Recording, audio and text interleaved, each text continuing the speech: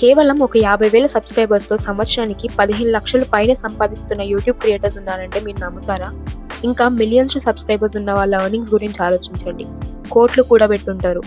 మనం రోజు చూసే Telugu YouTube channels comedy, education, tech, vlogs, food వీళ్ళలో ఎవరు మొదటి నుంచి సెలబ్రిటీస్ కాదు. ఇయర్స్ పాటు కన్సిస్టెంట్గా మంచి కంటెంట్ అప్లోడ్ చేస్తూ ఆడియన్స్ ట్రస్ట్ని బిల్డ్ చేసుకున్నారు. వాళ్ళకంటూ ఒక బ్రాండ్ని క్రియేట్ చేసుకున్నారు. మనం చూసే ఒక్క వీడియో, ఇచ్చే ఒక్కొక్క వ్యూ వాళ్ళ బ్యాంక్ అకౌంట్లో ఒక్కో రూపాయి పెంచుతుంది. కానీ నిజంగా వీళ్ళు డబ్బులు ఎలా సంపాదిస్తున్నారు? వ్యూస్ వలన, సబ్స్క్రైబర్స్ వలన, లేదా మనకు తెలియని ఇంకేదైనా సిస్టమ్ నడుస్తుందా? ఈ వీడియోలో యూట్యూబర్స్ ఎంత సంపాదిస్తున్నారు, ఏ సోర్సెస్ నుంచి సంపాదిస్తున్నారు, మిత్స్ వర్సెస్ రియాలిటీ ఏంటో ప్రూఫ్స్తో సహా ఎక్స్ప్లెయిన్ చేస్తాను. ఈ వీడియో చూశాక మీరు ఇక మీద యూట్యూబ్ని కేవలం ఒక టైంపాస్ ప్లాట్ఫామ్గా కాకుండా ఒక సీరియస్ ఎర్నింగ్గా చూడటం మొదలు పెడతారు. ఆర్పిఎం అండ్ మానిటైజేషన్ అసలైన బేస్ ఇదే. ముందు అందరూ ఒక విషయం అర్థం చేసుకోవాలి. యూట్యూబ్లో వ్యూస్ రావడం, సబ్స్క్రైబర్స్ పెరగడం వల్ల ఎటువంటి ఉపయోగం లేదు. దానికి డబ్బులు రావు. ఒక ఛానల్ అనేది మానిటైజ్ అవ్వాలి. యాడ్సెన్స్ మానిటైజేషన్ ఆన్ అయినప్పుడు మాత్రమే యూట్యూబ్ నుంచి ఒక డైరెక్ట్ ఇన్కమ్ రావడం స్టార్ట్ అవుతుంది. మానిటైజ్ అయిన తర్వాత కూడా యూట్యూబ్ అందరికీ సేమ్ అమౌంట్ ఇవ్వదు. మీ ఛానల్ నీష్ని బట్టి, ఆడియన్స్ లొకేషన్, కంటెంట్ టైప్ని బట్టి యూట్యూబ్ అనేది ఒక ఆర్పిఎంని ఫిక్స్ చేస్తుంది. ఆర్పిఎం అంటే రెవెన్యూ పర్ మిల్, అంటే 1000 వ్యూస్కి మీకు ఎంత అమౌంట్ వస్తుందని. ఇండియాలో ఆడియన్స్ నుంచి వచ్చే ఆర్పిఎం యావరేజ్గా 30 to 60 రూపీస్ మధ్యలో ఉంటుంది. ఎడ్యుకేషన్, ఫైనాన్స్, కెరియర్ గైడెన్స్ లాంటి నీషెస్కి ఆర్పిఎం ఎక్కువగా ఉంటుంది. అలానే కామెడీ, కుకింగ్, ఎంటర్టైన్మెంట్ ఛానల్స్కి ఆర్పిఎం కంపారిటివ్గా తక్కువ ఉంటుంది. అందుకే ఇండియాలో ఎంత కష్టపడి వీడియోస్ చేసినా ఒక స్టేబుల్ వ్యూస్ వచ్చే ఛానల్ అయ్యి అది ఫేమస్ అయితే తప్ప స్టడీ ఇన్కమ్ జనరేట్ చేయడం చాలా కష్టం. ఆర్పిఎం అండ్ ఛానల్ మానిటైజేషన్ గురించి ఇంకా డీటెయిల్ ఇన్ఫర్మేషన్ కావాలంటే కామెంట్ చేయండి.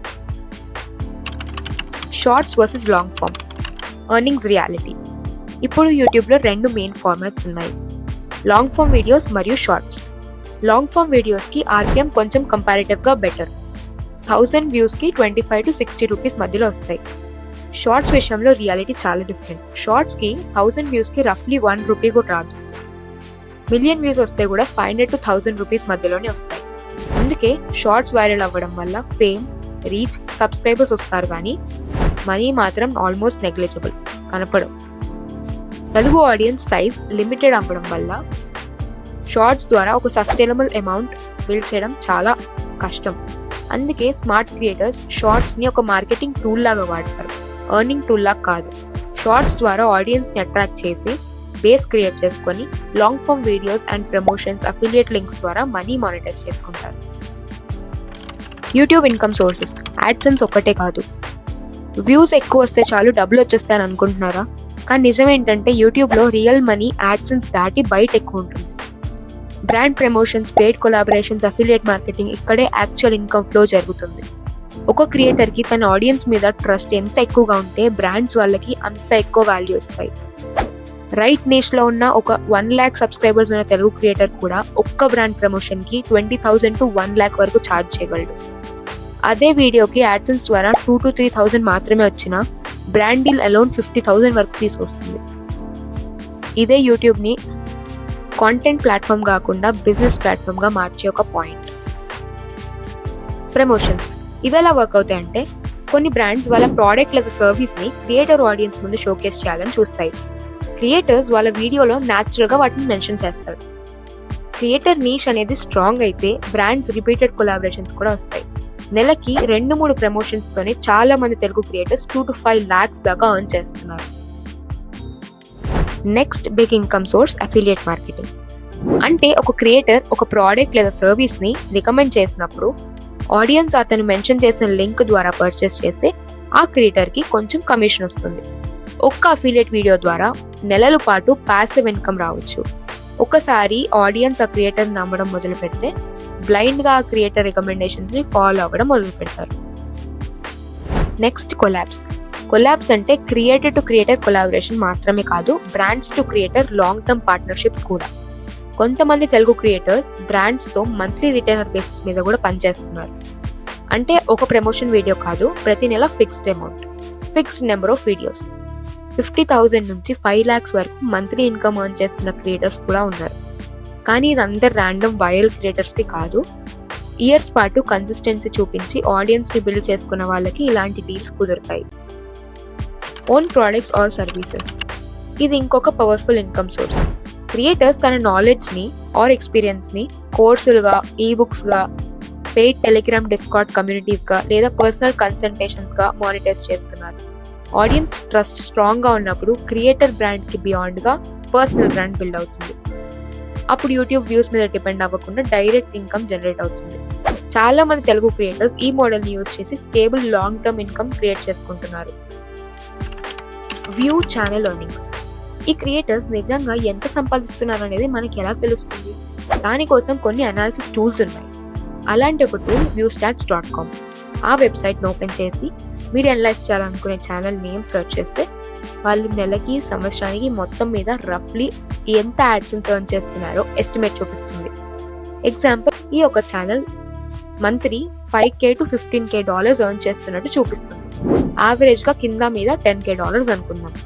ఇండియన్ రూపీస్లో ఒక 89 రూపీస్ వేసుకున్న అక్షరాల 9 లక్షల రూపాయలు. అది నెలకి మాత్రమే. కానీ రిమెంబర్, ఇవి just AdSense numbers. Brand deals, affiliate income, offline income ఇందులో ఇంక్లూడ్ అవ్వలేదు. One more important reality, YouTube income stable కాదు.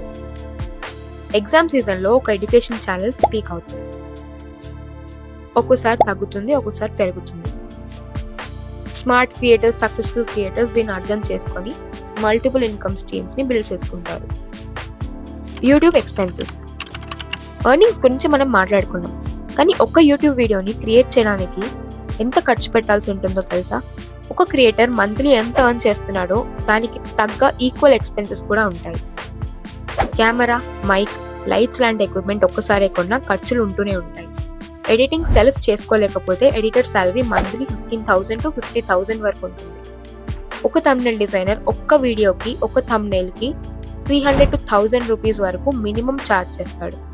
Background music, editing softwares, stock footages, AI ఇలాంటి సబ్స్క్రిప్షన్స్ ప్రతి నెల ఉంటూనే ఉంటాయి.